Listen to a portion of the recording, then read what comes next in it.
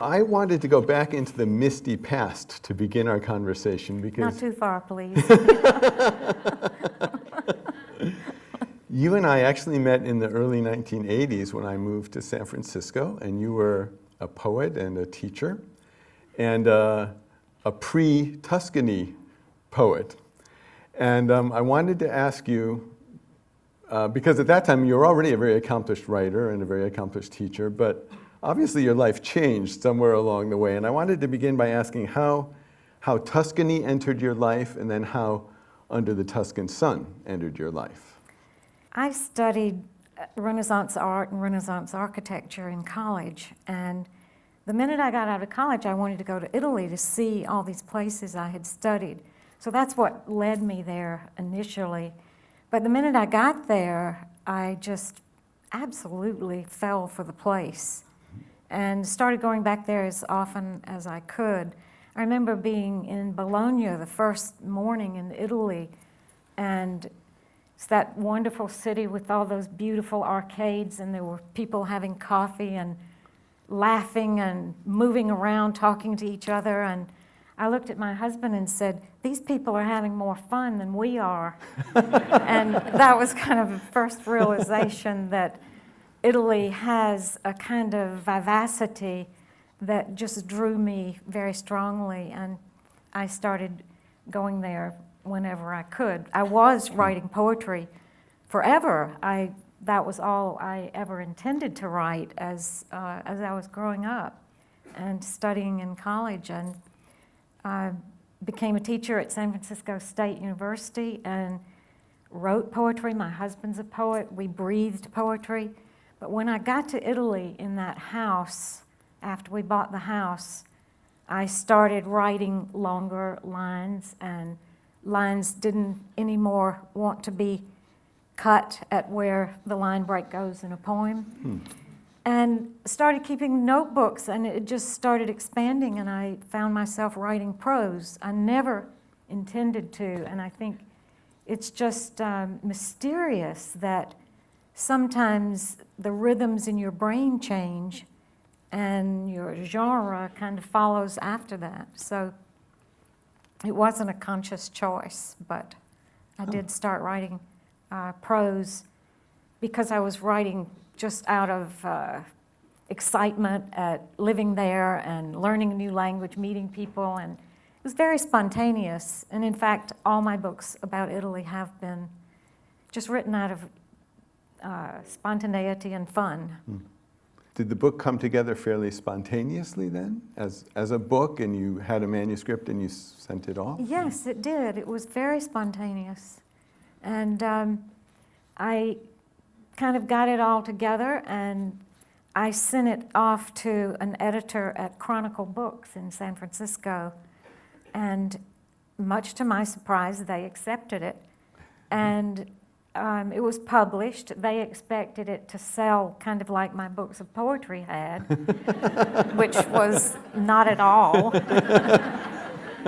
And it was one of those books that had just, took off on its own legs and surprised everyone.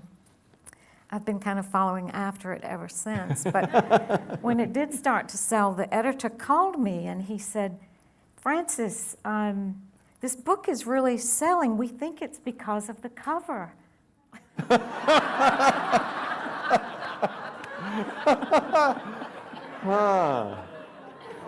What a charming remark. Okay. So once the book came out and became a runaway sensation, was your life turned upside down? Well, it certainly changed a lot. I had been teaching for 23 years and had been kind of squeezing my writing in around the edges, mostly doing my writing in the summer. And I was chair of the creative writing department at San Francisco State. We had 35 writers on our creative writing faculty. It's a very large program. And it was definitely one of those herding cats jobs. So it was great to me when I could quit. Quit. Not to put too fine a point on it, but... I mean, I really love teaching, but to to be able to be a full-time writer was such a gift. Yeah. And it took a long time, but I just loved having the fun of deciding on a project and knowing that I have the time to actually do it. Mm. And you've been involved with Tuscany now for how long, would you say? A long time. We bought the house in 1990. It seems impossible. Wow. Just impossible. But last summer, we celebrated our 20th anniversary there, and we had many big parties and many big roasted pigs and celebrations. And it just seems impossible because Tuscany is still new to me. That is what is so unpredictable. You'd think after 20 years you know a place, and you know the land like you know the lines in your own palm, and you'd think you know it, but Italy is such a remarkable country. Maybe it's because they only unified, to put it loosely. They haven't really unified 150 years ago, but because they had such a long history of these small papal states and little kingdoms, everything stayed very individual, different dialect, different pasta, different artists, different colored stone, and it's still kind of like that. So even if you've been there 20 years, you can still go 30 miles and you're somewhere you've never seen before. It's some little tiny village that is very intriguing, some little hill town. And the south, you know, the north, the Veneto, all these different places, if you had 5 lifetimes, you could never know Italy. What was it about Italy or Tuscany in particular at the beginning of your love affair with it? What was it? What are the qualities that come to your mind that just made you fall in love with it? Initially, it was the Renaissance. I think I certainly went there for Piero della Francesca and Fra Angelico and all the great Tuscan artists. Signorelli is one of my favorites because he's a Cortona boy. So I definitely went to Tuscany. Local boy makes good. Yes, he did. Went there definitely for the art, but I'd have to say we stayed there for the people, because in this small town, it's 2,500 people within the walls, the Etruscan walls of the town. It's an ancient town. They're just 2,500 people, but we found such an intense sense of community there. And I love that feeling of being very grounded in a place and experiencing how life takes place around a piazza. And you go to the piazza every day. You do your shopping around the piazza, you have coffee, you run into everyone you want to see and a few that you don't, and right. You transact all your business there. I think that's one reason the internet has not really caught on very much in Tuscany, is because they have this life in the piazza. So they don't need to email anyone. They're going to see them that day. And I still love that. Yeah. It's, in a way, kind of nostalgic to me because I grew up in a small town in South Georgia and lived in a place that had that kind of intense sense of community. That town now is almost completely boarded up because the shopping centers have killed the downtown. So it doesn't exist there anymore, but it did when I was growing up there. And for me, that I've loved to kind of return to that kind of connection among neighbors. Yeah. How has Cortona or Tuscany changed in the 20 years that you've been there? That's a good question. I thought it would never change. For, I'd say the first 15 years we were there, it didn't change. And now it's started to change pretty rapidly. For one thing, Italy now has a lot of immigrants, and they didn't before. It was very homogeneous society, but the Italians have always been immigrants here. Argentina, Somalia, Ethiopia, a lot of places they have immigrated, but they've never had the immigrants coming there very much, and they have not taken to it that well. So there's a lot of tension. There is all over the world. I mean, London, Paris, a lot of places have the same kind of attention, but in a small town you experience it very directly. Anytime something goes wrong, a house is broken into or something, it's immigrant, you know. Really? So that's changed. The internet, of course, has changed our lives there, and I think it's beginning to change the lives of Italians as well. You no longer have that sense of real foreignness that you used to have when you made 2 telephone calls home one summer because they were so expensive. Right. I mean, now you've got your little phone and you call anybody. The news is right there. You don't need the Herald Tribune anymore. Wow. It's kind of sad, but Yeah. a lot of the changes are really good. Local kids are going to universities more, particularly young women. When we first went there, it was very unusual for a young woman to go off to college. But now it's much more common. Almost no one in town spoke English then. Now quite a few people do. There's a kind of loss of foreignness with that as well. But some of the changes are great, and that would definitely include food and wine. The wine explosion in Tuscany has exactly paralleled the time we've been there. What a curious coincidence. It used to be when you went in a trattoria, the waiter would say, bianco or nero, black or white. And the wine was made by Uncle Anselmo, and that was it. Now there's just fabulous Tuscan wine, of course. And there always was some, but hardly anyone drank it because they made their own or their uncle made their own. But now people are very aware of wine. And we have these kind of esoteric wine dinners with top Tuscan winemakers, and the food is paired with cheese aged in caves and lardo di colonnata, and there's just much more of a sophistication around food. I mean, the food has always been fabulous and rustic and natural and traditional, and it still is. But there are also chefs coming in, maybe from only 5 miles away, but coming in and, you know, adding levels of creativity around the local ingredients, as has happened in so much of America. Same thing. So that's been a great deal of fun to witness. I think people are much more aware of what they have. They're aware that it's great that the Sant'Anna beans are only there for 2 weeks and then they're gone. The asparagus is there in the spring and then it's gone. We don't have the year-round everything the way we have here.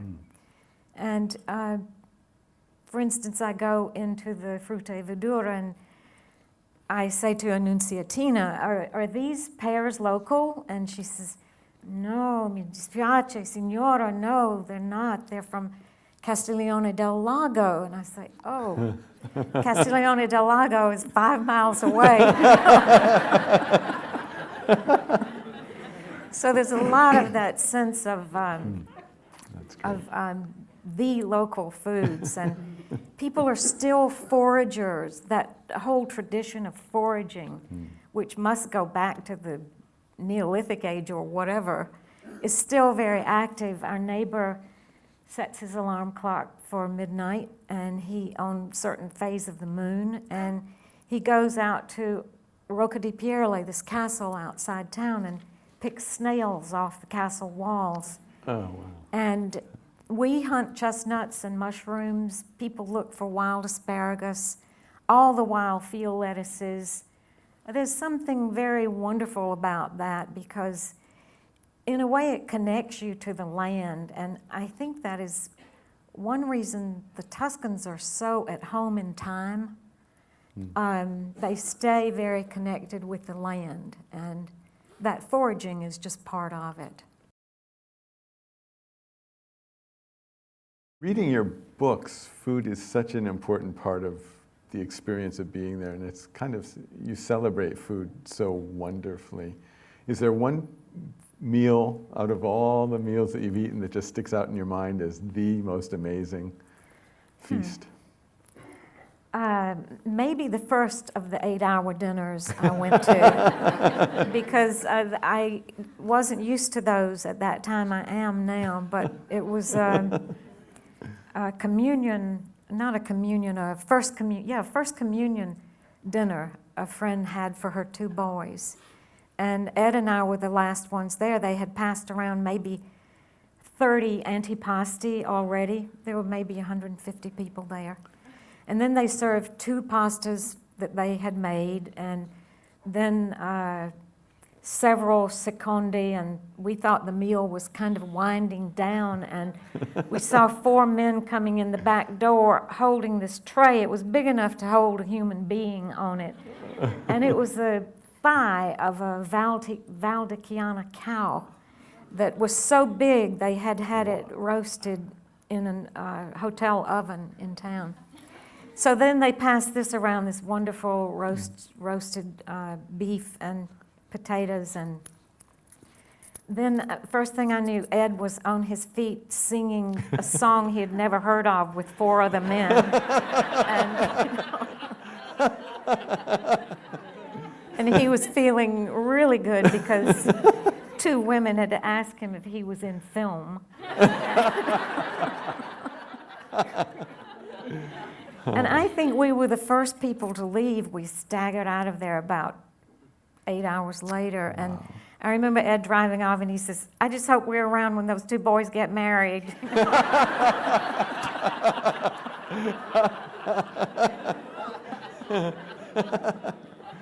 And when I first started having Italians over, I remember being thrown because they would often turn up with a couple of extra guests. And I had the table set for 8 or 10 or something like that, and they'd say, "Oh, so-and-so was in town, we brought him," and I'd think, "Oh, great." You know, but I've since come to think how wonderful that is in a way, because it just shows how naturally they entertain, how they think about food, and how they experience the table. It's like, put on another handful of pasta, pull up another chair, it doesn't matter, va bene. And so now when we go places, we sometimes take an extra guest too. Right. But it's kind of fun. It's an example to me of how food there is really such a good reflection of the culture. I've always thought it's never cult there. Sometimes here in the US, food is cult. And there, for instance, I have never heard food associated with guilt. And I thought that was really a profound difference, because I always thought the 2 words sinful and dessert went together. Right. But there, I've never heard anyone at the table say, "Oh, I shouldn't," or "That looks fattening." You know, none of that. It's not tortured. It's kind of a natural phenomenon. And I think food is an excellent way to study a culture because, well, you know this, who's at the table? How did the food get there? Right. What are they talking about? Other than how people bury their dead, I think what happens at the table is just such a real way of telling what the culture is all about. Yeah. Has Italy changed you? Yes, I wave my hands a lot more than I used to. I'm trying to keep my hands still, but I naturally do. I remember first going there and seeing people step out of the phone booth because they couldn't really gesture inside the phone booth. Yeah, I think I mentioned earlier growing up in a small town in Georgia, and I read all through high school. I was really concentrating on reading all the great Southern writers. And I think one of the strongest things I ever got from reading them was that sense of place being destiny and place being a shaper of you. You put yourself down someplace and it starts to change you. And I definitely feel that being in Italy all these years has changed both of us. kind of a reserved person, and I've found myself much more extroverted there. And I think Ed has too. I think the whole sense of the open door has influenced us quite a bit. Our house there is very at home in the landscape. When I first saw it, I thought, if I lived in that house, I could be at home there too. There are no screens, the doors are open, the windows are open, the butterflies go in one window and out the other, the neighborhood cats run through the house. It's kind of, the house is open and therefore the mind, and that has influenced me quite a bit. I think it's opened up my writing quite a bit. It gave me the confidence to try to write a novel, which I had never quite had the nerve to do because I was so intimidated by the great Southern novelist. But finally, after being in Italy and having had the ease of writing these Tuscan books, I decided to try to write a Southern novel. And it was hard. It was one of the hardest things I've done in writing, but I did write the novel. I do feel that being in Italy has been a wonderful place to be a writer. There's something about living in beauty. The landscape is beautiful. Art is taken for granted. You grow up bouncing your ball against the Orvieto Cathedral and it's different somehow. Beauty is just something that is part of their breathing. History is such a big part of Italy for you. You know, there's art, there's people, there's food. Can you talk a little bit about the different sense of history that you get when you're in Italy? There's a different sense of time. I said earlier Tuscans are at home in time. I think it's because they have so much time behind them. And they don't have that kind of sense of that life is a kind of frantic thing to master. It's more like time is a river and you're in it. So I love that sense of time there. Down at the bottom of our hill, Hannibal defeated the Romans in 217 BC.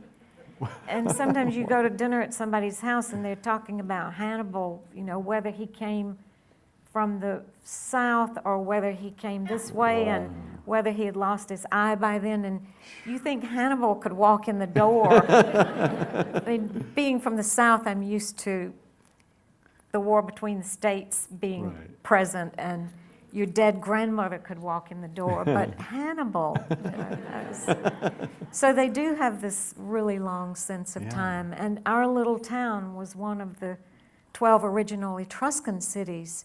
So the town walls are from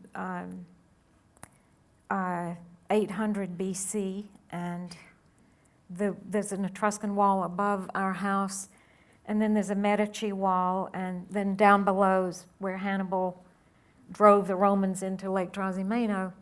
So you live in layers of time. You're conscious of it because of the landscape. And the landscape is still so similar to the backgrounds in those Renaissance paintings that you feel like there's a continuum of time that you're in. So you feel less crushed by time, but more in it. At the same time, they're very contemporary people. They're not living in the past in any way, but there they are in those old houses in Cortona. Many of them have Renaissance facades, and then you go in them and there are all these little medieval rabbit warren type rooms, and they didn't feel it necessary to tear those down and build something else. They're still in them in time. I think if you died in the plague and you came back to Cortona today, you could still find your house. That's a great sentence. I'm not sure the tourist brochures would have to reposition that a little bit. But.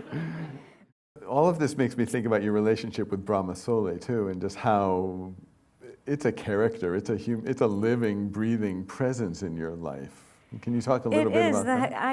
I mentioned the house is very at home in the landscape, but it's a house like you dream of. Not that it's a dream house in terms of amenities, because it's not. But it's got this smeary apricot rose gold facade, and it looks out over valley, and it just looks like a house in a dream. So I think it's Bachelard who says that the house should protect the dreamer, and we feel protected as dreamers in the house. However, 5 years ago, we weren't protected enough that we didn't do something incredibly crazy, which was to buy another house. In the mountains outside Cortona, we were out picking blackberries one day, and we saw this little stone cottage in the distance, and we thought it looked like Little Red Riding Hood's house or something. And we scrambled over the nettles and blackberries to it, and first thing we know, we had bought it. First thing we know. We did restore the house, and now we are crazy enough to have 2 houses in the same place.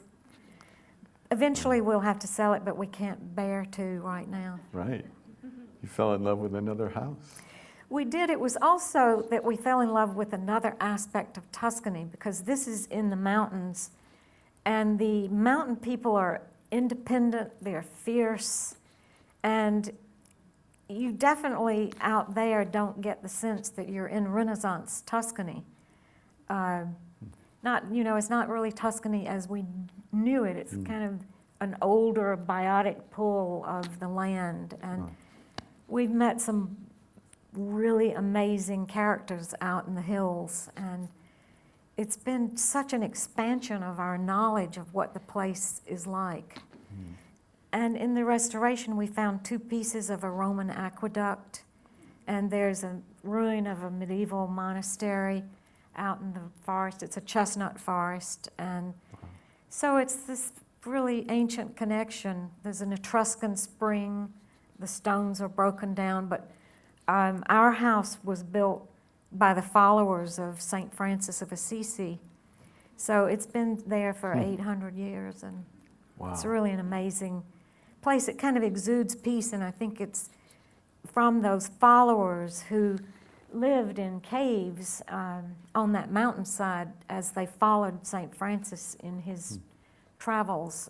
He spent a winter in Cortona at a monastery called Le Celle, and his followers built 3 or 4 houses, and that's one of them. That's partly why it's so hard to let it go, because it's such a piece of the patrimony. And it was abandoned forever. It was just abandoned. Do you ever feel like Alice in Wonderland? You just sort of plopped through a rabbit hole and landed in Tuscany, and your life was changed like that? In a way I do, but I also feel like I kind of made my luck. You know, I feel like everybody told me it was a crazy thing to do, and you shouldn't do that. Anytime anybody ever said should to me, that was a bad thing to say, because I start thinking about why I should. When they say shouldn't, I start thinking about why I should. But it was a lot of work too, you know, restoring the houses, and it was a risk. So I don't feel like it just kind of miraculously happened to me. I feel like I kind of made it happen. Yeah. Which brings up one of the things I love about your writing is it's so beautiful, and on a certain level you read it and you think, what a paradisical life you have. You get up in the morning and you pick something in the garden and that becomes your meal. But you also talk about, you know, death and hardship and deprivation and challenges. You don't at all shirk talking about the difficult parts of life there too. Was that ever a challenge for you to confront the tough things as well as the beautiful things? I wrote poetry for so many years, and I think when I look back at a lot of my poetry, it was quite dark. And I think something about being in Italy, in a way, turned me more towards the light. Do you ever feel the weight of Under the Tuscan Sun on your shoulders, so that when you set out to write something new, you're afraid it's going to be measured against that phenomenal success, and does that have any kind of a effect on you? Or? I think when a book like that happens, you can't expect it to happen again. You know, you stand out in the field your whole life and lightning strikes you once, and that's kind of the way I think about it. I think of my writing projects as wonderful places out in front of me that I can explore what I'm interested in right then. And I don't really mind what happens to the books. I feel incredibly lucky that my books have, you know, found their way in the world. But it's not really why I write, and I think almost any writer, would you agree, once you face the blank page, it's like you've never really written anything before. So I don't really expect another Under the Tuscan Sun, but I've had such great luck writing in Italy. Italy's given me 7 books, so that's great.